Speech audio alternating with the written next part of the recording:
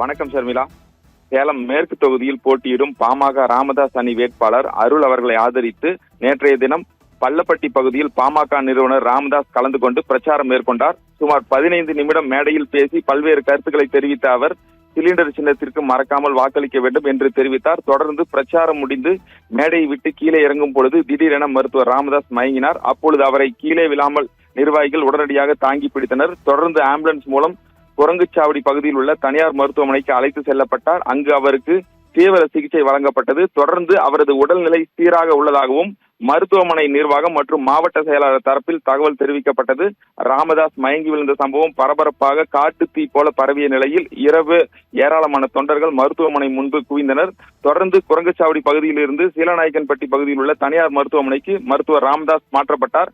அங்கு அவருக்கு இரவு முழுவதும் தீவிர கண்காணிப்பில் இருந்த நிலையில் தற்பொழுது சேலத்திலிருந்து புறப்பட்டார். சென்னையில் உள்ள மருத்துவமனைக்கு சென்று மருத்துவ பரிசோதனை செய்து கொள்ள அவர் அழைத்து செல்லப்பட்டுள்ளதாக முதல் கட்ட தகவல் வெளியாகியுள்ளது.